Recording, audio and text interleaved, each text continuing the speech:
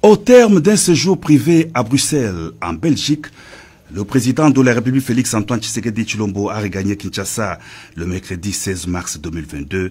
en compagnie de son épouse, la première dame Denise Nyakeru Tshisekedi. C'est un retour au pays après un séjour de plus d'une semaine au Royaume de Belgique, vivement salué par les chefs des institutions de la République et les forces vives de la capitale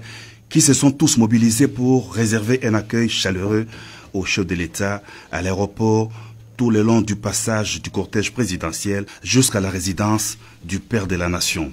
En dépit du long voyage effectué, le président de la République est allé aussitôt après son arrivée à l'aéroport international d'Ndjili compatir au malheur qui a frappé les habitants du quartier des Bonhommes, victimes d'un incendie dévastateur causé par les mauvaises conditions d'entreposage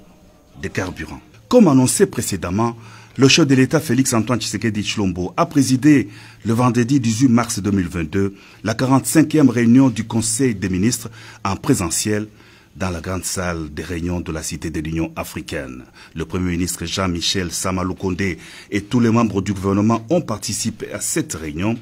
Nous restons ensemble pour travailler en faveur de notre population, a dit le président de la République.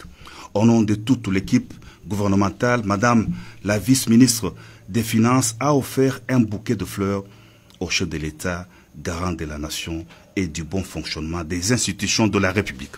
Toujours à la Cité de l'Union africaine, le président de la République Félix-Antoine Tshisekedi Tshilombo a eu des entretiens avec deux délégations américaines. La première à être reçue a été conduite par Philippe Elberg et Sija, fondateur et patron de la société Limat. Accompagné auprès du chef de l'État par Peter Pham, ancien envoyé spécial des États-Unis pour la région de Grand Lac, ils ont été reçus dans le cadre de la signature prochaine d'un accord entre le gouvernement de la RDC par les biais de la vice-premier ministre, ministre en charge de l'environnement, et leur entreprise pour la monétisation du captage du carbone en RDC.